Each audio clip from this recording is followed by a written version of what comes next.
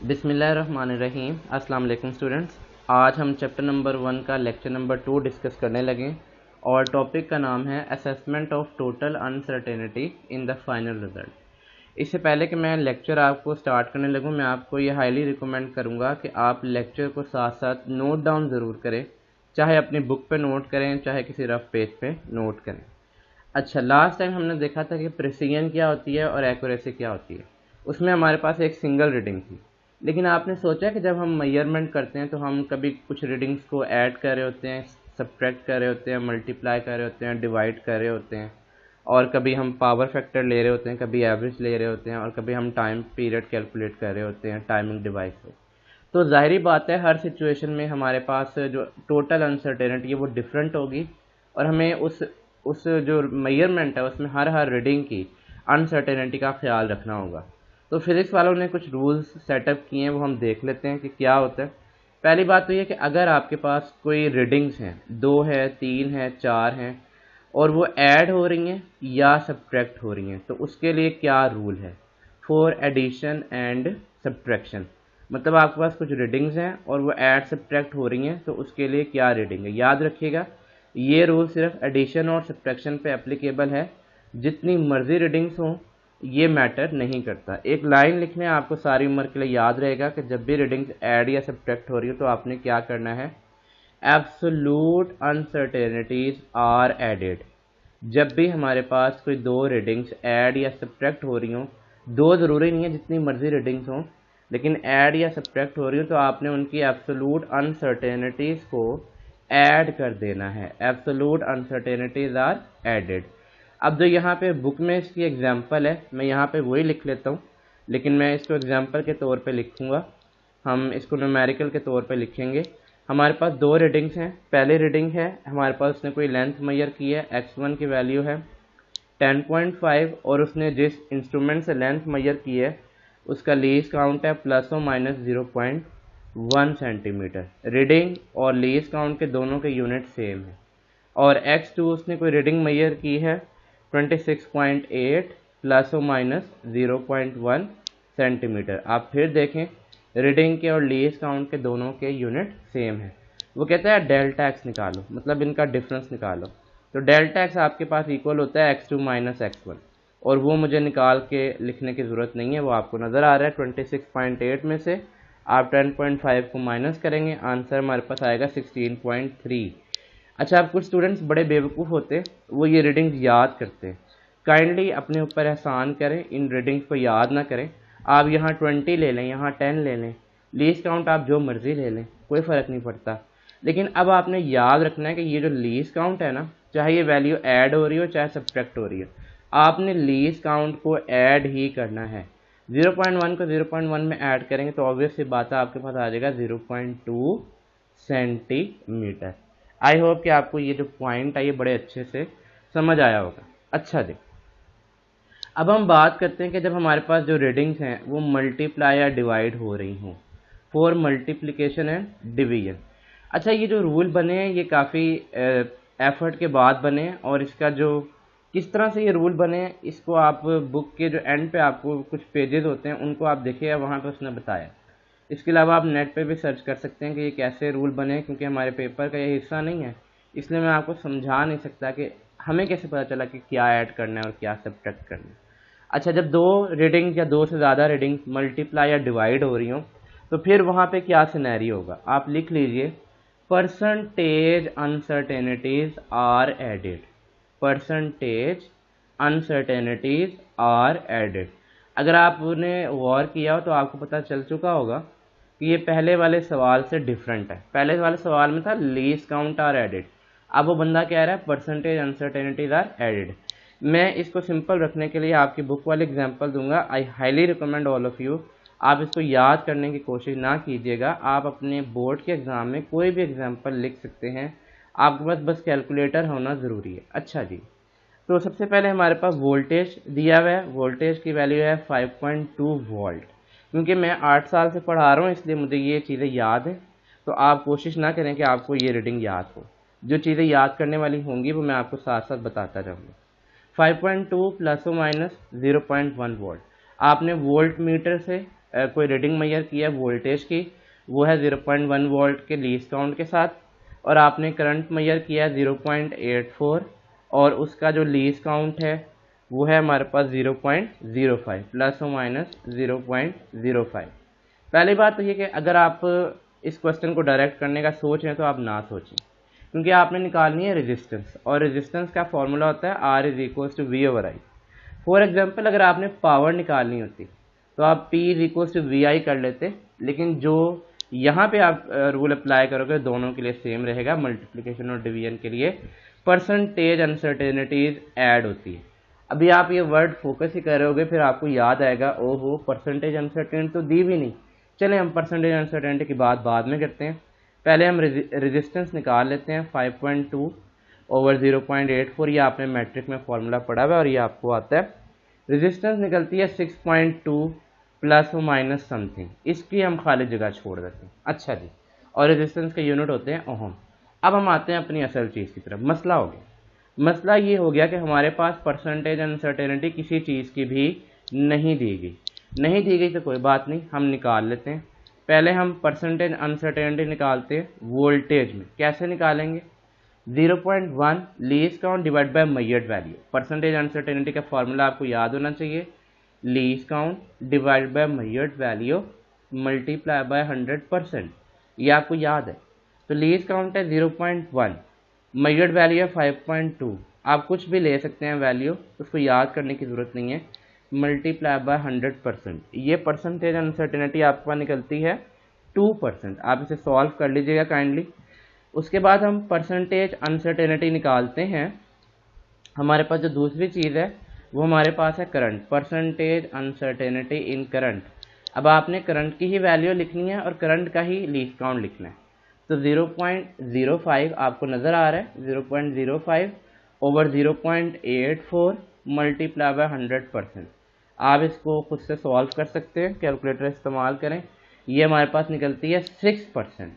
तो आप कहेंगे सर ये तो बड़ा आसान हो गया, हमारे पास रेजिस्टेंस की वैल्यू है 6.19 और 6.19 निकलती है। वैसे ये इसको हमने राउंड ऑफ करके 6.2 लिखा है। 6.2 ohm with percentage uncertainty of, आपके पास एक तरफ 2% निकली है, let me correct the percentage sign. एक तरफ आपके पास 2% निकली है और एक तरफ आपके पास 6% निकली है, तो आप दोनों को ऐड कर लोगे, आपके पास निकलेगी विद 8% एरर, विद 8% अनसर्टेनिटी। जिस तरह आपसे लिखने में आसानी रहे, विद 8% ऑफ फ्रैक्शनल अनसर्टेनिटी। अब आप कहोगे सर बात सुने, हमने तो लीस्ट काउंट के फॉर्म में लिखना होता है विद 8% ऑफ फ्रैक्शनल अनसर्टेनिटी, ये तो हमें कुछ सही नहीं लग रहा।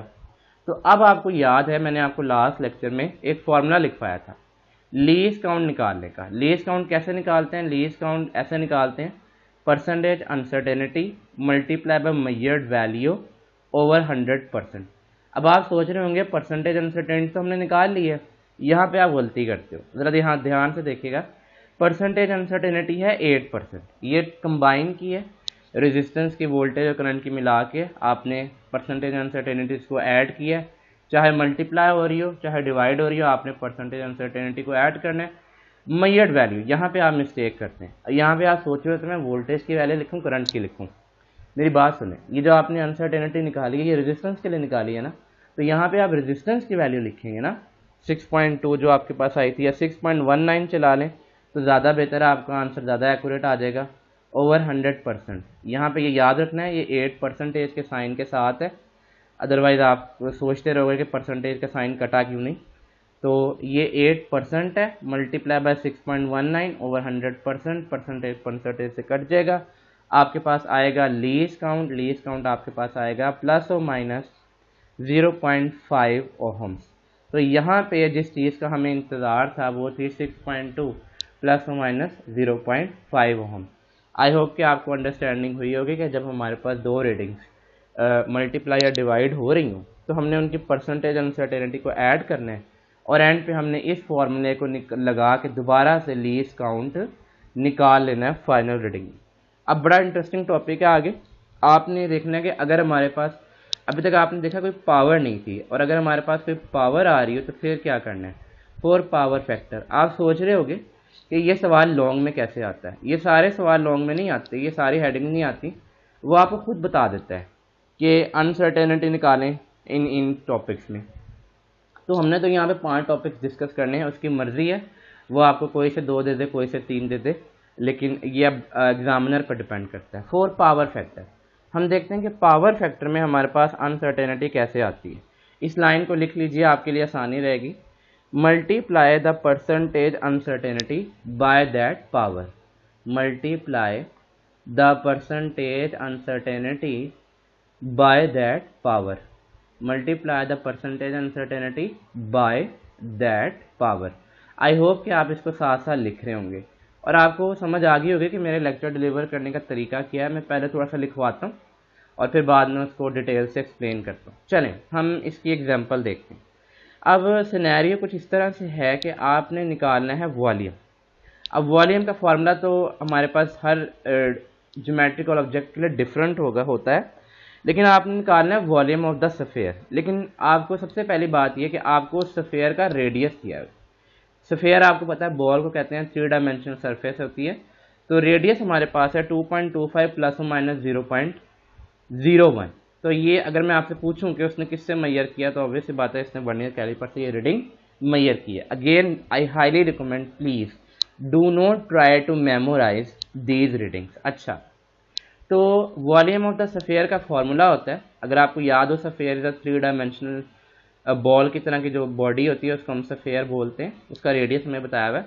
और वॉल्यूम ऑफ द स्फीयर का फॉर्मूला होता है 4/3 पाई आर क्यूब। कोशिश किया करें जब मैं बोला करूं तो मेरे साथ साथ आप भी बोला करें, उससे ये होगा कि आपका जो माइंड है उसमें डाटा की जो एंट्री है वो हर तरह के सेंसेस से होती रहेगी। आंखों से तो हो ही रही है, लेकिन भी मैं उम्मीद करता हूँ कि आप रहे हैं, सुन भी आप रहे हैं, फिर जब आप बोलेंगे भी ना तो आप डबल सुनेंगे, आपके माइंड को पता चलता रहेगा कि आप जाग रहे हैं। अदरवाइज ये लेक्चर काफ़ी लेंथी होते हैं, आप बीच में सो जाएंगे अगर आप साथ साथ इसको बोल बोल के नहीं लिखेंगे। अच्छा जी, तो यहाँ पे कोई बात लिखी हुई है वो ज़रा हम देख लेते हैं। Multiply the percentage uncertainty by that power. आपने पहली बात ये कि परसेंटेज अनसर्टेनिटी निकालनी, और दूसरी बात ये कि आपने उसको पावर से मल्टीप्लाई कर देना। मैं सारी बातें आपको समझाता हूँ, लेकिन हम ना ज़रा पहले वॉल्यूम निकालते हैं। वॉल्यूम इज इक्वल्स टू 4/3 अपनी जगह पे एज इट इज। पाई की वैल्यू सबको पता है 3.14 होती है, और आपके पास जो रेडियस है मैंने उसको सेंटीमीटर में ही रहने दिया ताकि मुझे बार बार यूनिट से कन्वर्ट करना ना पड़े। 2.25 सेंटीमीटर क्यूब आपने याद रखना, आंसर सेंटीमीटर्स में निकलेगा। अगर आप वॉल्यूम मीटर में निकाल रहे हो तो आपको लीस्ट काउंट सेंटीमीटर में दिया हुआ, आपको उसको मीटर में कन्वर्ट करना पड़ेगा, इसलिए मैं ऐसी कोई हरकत नहीं कर रहा। ये हमारे पास निकलता है 47.689, 47.689।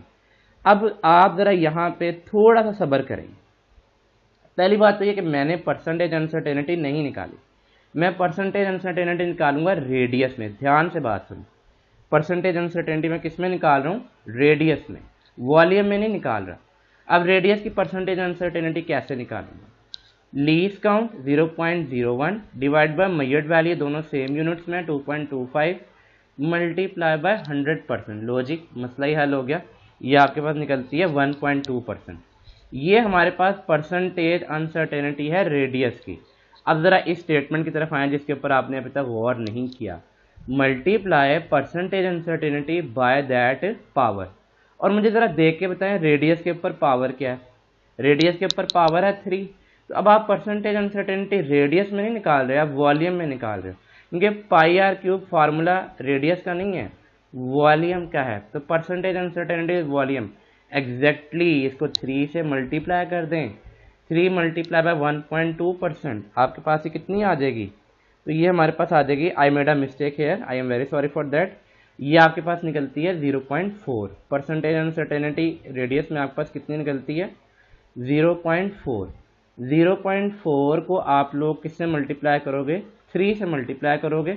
0.4 को आप किससे मल्टीप्लाई करोगे? 3 से मल्टीप्लाई करोगे, तो आपके पास आ जाएगा 1.2%।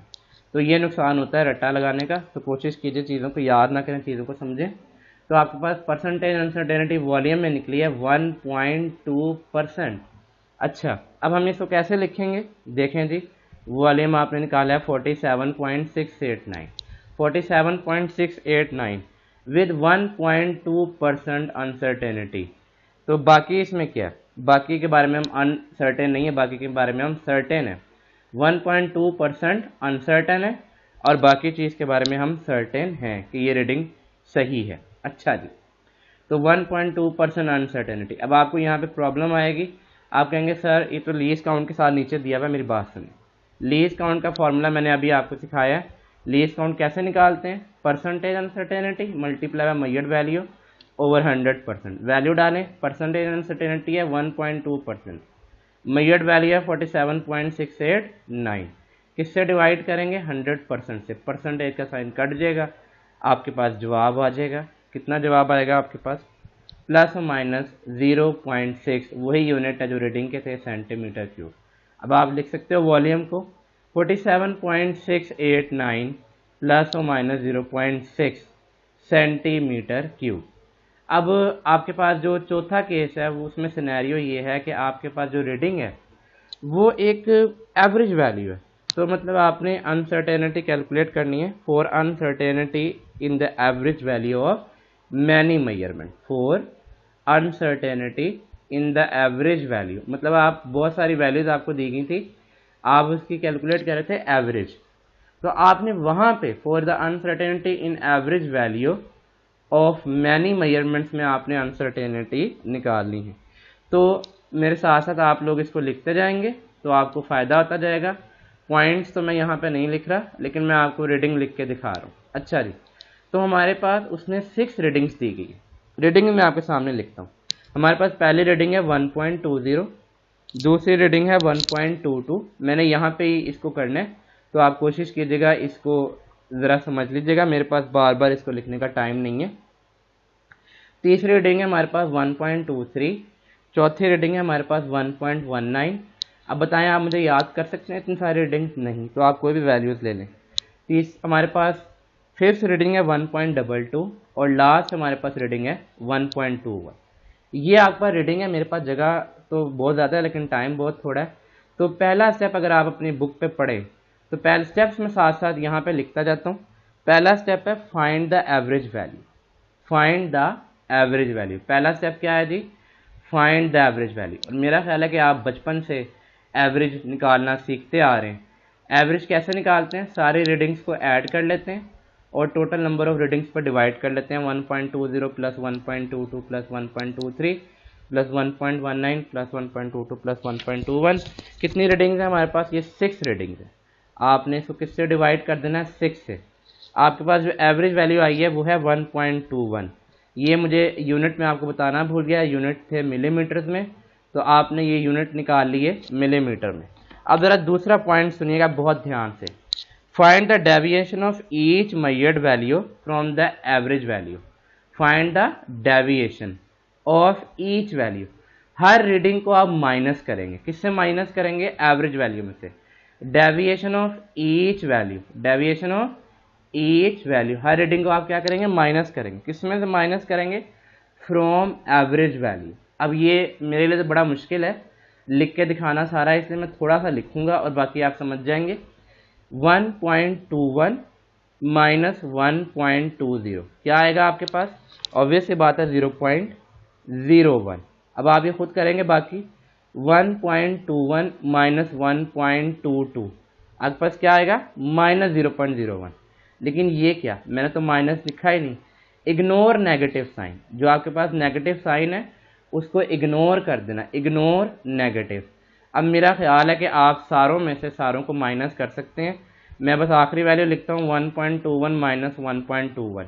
ये क्या, हमारे पास तो 0 आ गया। अब आप क्योंकि बहुत अक्लमंद लोग हैं और आप समझते हैं कि 0 आ गया तो 0 को हम इग्नोर कर देते हैं। ख़बरदार, आपके पास जितने मर्जी ज़ीरोज़ आएँ, आपने 0 को इग्नोर नहीं करना। We can not ignore 0, do not ignore 0। अच्छा जी, अब आपके पास जो तीसरा स्टेप है डेविएशन निकालने के बाद, उसमें आपने क्या करना है कि जो डेविएशन की वैल्यूज़ आपके पास आई है 0.01, 0.01, 0.02, 0.02, 0.01, ये आपने निकाल लेनी है। ये इसका क्या निकाल लेना है, एवरेज निकाल लेना है।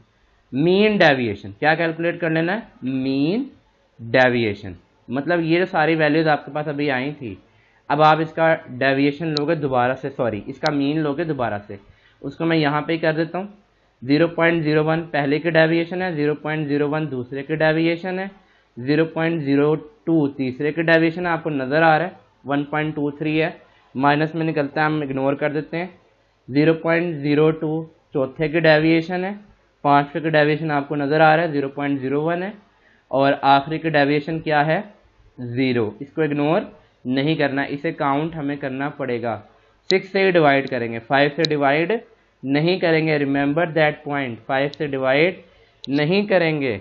तो ये आ गया जी आपके पास अनसर्टेनिटी। अनसर्टेनिटी कितनी आई है, इसको आप डिवाइड कर लीजिएगा, 0.01 मिलीमीटर। आपके पास यूनिट किस में थे, मिलीमीटर में थे। तो आपके पास जो रीडिंग आई थी 1.21, उसको मैं लिखूंगा प्लस और माइनस 0.01 मिलीमीटर। आई होप कि आपको ये पॉइंट भी समझ आ चुका होगा। अब हम चलते हैं अपने सबसे इंटरेस्टिंग टॉपिक की तरफ, पांचवें पॉइंट की तरफ, जो कि आपको पेपर में इतनी दफ़ा आया हुआ है शॉर्ट क्वेश्चन में कि मैं आपको बता नहीं सकता। अनसर्टेनिटी इन अ टाइमिंग एक्सपेरिमेंट। अनसर्टेनिटी इन अ टाइमिंग एक्सपेरिमेंट। आई होप कि आप लेक्चर को साथ साथ नोट डाउन कर रहे होंगे। अब हम ये सारे सवाल करने के बाद अगला टॉपिक नहीं स्टार्ट करेंगे, इंशाल्लाह ताला हम इसके न्यूमेरिकल्स, इसके शॉर्ट क्वेश्चंस और इसकी एग्जाम्पल को डिस्कस करेंगे। वो मैं एंड पे नहीं करवाता, वो मैं साथ साथ ही करवाता हूँ, तो आपने इसको साथ साथ ही करना है। एक लाइन में लिख रहा हूँ, आप ज़रा इसको लिखिएगा कि uncertainty is found by dividing least count of timing device by number of vibration. Uncertainty is found as, uncertainty बल्कि आप पूरा लिखें, अनसर्टेनिटी मैं आपको लिखवाता हूँ, in the time period of vibrating body, uncertainty in the time period of vibrating body is found bye,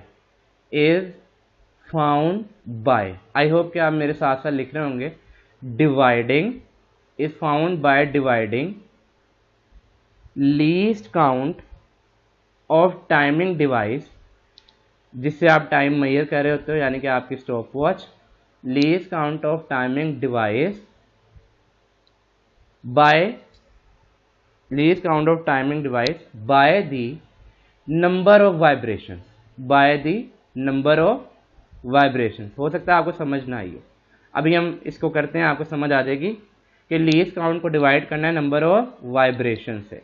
चलिए हम जरा इसका फॉर्मूला लिखते हैं। ये आपको एमसीक्यूज में बहुत दफ़ा आया है, शॉर्ट क्वेश्चन में बहुत दफ़ा आता है। बोर्ड का पेपर आप उठा के देखें, ये क्वेश्चन आपको लाजमी मिलेगा। How can we find the uncertainty? भाई सिंपल है, लीस्ट काउंट को डिवाइड कर दो नंबर ऑफ वाइब्रेशन से, मसला ही हल हो गया। अब ज़रा सिनेरियो सुने, होता क्या है, हम ना इसमें बहुत सारी गलती करते हैं। अब आपको वो डाटा क्या दे रहा है, ज़रा उस डाटा को आप एग्जाम्पल की फॉर्म में लिख लें, ताकि आपको सारी उम्र कभी भी गलती ना हो और आपको समझ आ जाए कि आप कर क्या रहे होते। पहली बात ये कि वो आपको बता रहा है कि हमारे पास 30 वाइब्रेशन है, नंबर ऑफ वाइब्रेशन हमारे पास कितनी है, 30 वाइब्रेशन है। पहले आप ज़रा इसको नोट कर लें, हम देखते हैं किस किस इन्फॉर्मेशन का हमारे से क्या क्या लेना देना है। फिर वो कहता है कि जो 30 वाइब्रेशन का जो टाइम है ना, वो आपने निकाला है, और ये वो बता रहा है कि जो स्टॉप वॉच है ना वो एक्यूरेट है 110 सेकंड तक। तो लीस्ट काउंट आपके पास निकल आएगा 1/10, 1/100 वाली भी होती हैं आपको पता है। तो लीस्ट काउंट आपके पास आ जाएगा 0.1 सेकंड। ये आपने देखना है कि सवाल में वो क्या दे रहा है। मैं बुक की रीडिंग कर रहा हूँ, बुक की रीडिंग में 0.1 सेकंड वो कहता है 110 तक है, और वो कह रहा है कि जो टाइम उसने मैयर किया है ना, जो टाइम उसने मैयर किया है वो है 54 सेकंड। अब सवाल ये पैदा होता है कि आप जो अनसर्टेनिटी निकाल रहे हो वो निकाल किसके रहे हो, आप अनसर्टेनिटी निकाल रहे हो टाइम पीरियड के लिए। 1 मिनट, टाइम पीरियड का फॉर्मूला क्या होता है, टाइम पीरियड होता क्या, time required to complete 1 vibration. मसला हो गया, हमें तो यहाँ पे 30 वाइब्रेशन का टाइम दिया हुआ है, तो भाई सिंपल है, नंबर ऑफ वाइब्रेशन को अगर आप टाइम से डिवाइड कर दो, नंबर ऑफ वाइब्रेशन हमारे पास 54 सॉरी टोटल टाइम को आप नंबर ऑफ वाइब्रेशन से डिवाइड कर दें, मैंने उलट बोल दिया, आपके पास जो टोटल टाइम है वो 54.6 है, उसको आप नंबर ऑफ वाइब्रेशन से डिवाइड कर दें, आपको एक वाइब्रेशन का टाइम मिल जाएगा। मैं दोबारा बोलता हूँ, आपके पास 30 वाइब्रेशन का टाइम लेट से 54 सेकंड है, आपने एक का निकालना है, तो आप क्या करोगे 54/30 करोगे, तो 54/30 आप करोगे, क्योंकि आपको 30 वाइब्रेशन का टाइम दिया, आपने एक का निकालना है, तो आप सिंपली यहाँ पे लिखोगे 54.6 डिवाइडेड बाय 30, हमारे पास जवाब आता है 1.82 सेकेंड। ये हमारे पास आया टाइम पीरियड। लेकिन आप तो एक्यूरेसी के लिए सवाल कर रहे थे, आप तो अनसर्टेनिटी के लिए सवाल कर रहे थे। तो अनसर्टेनिटी आपने अभी नहीं निकाली। अनसर्टेनिटी निकालने के लिए ज़रा यहाँ पे दोबारा देखें, least count divide by number of vibration. अब मुझे बताएं लीस्ट काउंट कितना दिया हुआ है। लीस्ट काउंट दिया हुआ है 0.1। ये हमारे पास लीस्ट काउंट किसका है, स्टॉप वॉच का। या तो 1/10 होगा या 1/100 होगा, और कुछ भी हो सकता है, आपने सवाल को ध्यान से पढ़ना है। नंबर ऑफ वाइब्रेशन कितनी है, 30। आपके पास क्या आ जाएगा, 0.003, 0.003 सेकेंड। तो ये आपने टाइम पीरियड पहले से निकाला हुआ है, और यहाँ पे आपने इसका अनसर्टेनिटी निकाली 0.003 सेकेंड। ये लीस्ट काउंट की फॉर्म में है। आपको आई होप कि समझ आई होगी। बस एक पॉइंट यहाँ पे रह गया, ज़रा उसको भी देख लें। मुझे एक बात बताएं, अगर यहाँ पे 30 की बजाय 50 होता तो यह आंसर और कम से कम होता जाता। अगर यहाँ पे 100 होता, यह आंसर और कम से कम होता जाता। मतलब ये कि आप जितनी नंबर ऑफ वाइब्रेशन ज़्यादा काउंट करोगे, उतनी आपकी प्रिसीजन टाइमिंग डिवाइस में, एक्सपेरिमेंट में अच्छी से अच्छी होती जाएगी। यही उसने लाइन लिखी हुई है, it is advisable to count large number of swings to reduce the timing uncertainty. Students, I hope कि आपको लेक्चर की समझ आई होगी। हमने अनसर्टेनिटी निकाली जब दो रीडिंग्स को ऐड या सब्ट्रैक्ट करते थे, वहाँ पे हम एब्सोल्यूट अनसर्टेनिटी को ऐड कर लेते थे। फिर हमने देखा जब हम मल्टीप्लाई करते हैं वहाँ हम परसेंटेज अनसर्टेनिटी को ऐड कर लेते हैं। फिर हमने देखा जब पावर फैक्टर होता है वहाँ हम पावर से मल्टीप्लाई कर लेते हैं। फिर हमने देखा कि हमारे पास जहाँ पे एवरेज वैल्यू हो वहाँ पे हम एवरेज लेते हैं। फिर डेविएशन कैलकुलेट करते हैं, फिर डेविएशन का एवरेज लेते हैं, वो हमारे पास अनसर्टेनिटी होती है। और फिर हमने टाइमिंग डिवाइस में देखा कि आपने सिंपल लीस्ट काउंट को नंबर ऑफ वाइब्रेशन से डिवाइड कर देना होता है। स्टूडेंट्स, आई होप कि आपको लेक्चर पसंद आया होगा। As you know that sharing is caring. इस लेक्चर को अपने बाकी फ्रेंड्स के साथ भी शेयर करें, क्योंकि आपको पता है कि इस वक्त पाकिस्तान के हालात काफ़ी ख़राब हैं। बहुत सारे स्टूडेंट्स गवर्नमेंट कॉलेज में पढ़ते हैं और उनके पास कोई एकेडमी की सहूलत नहीं होती। तो इस लेक्चर को ऐसे स्टूडेंट्स के साथ लाजमी शेयर कीजिएगा। Thank you very much. अपना ख्याल रखिएगा। अल्लाह हाफ़िज़।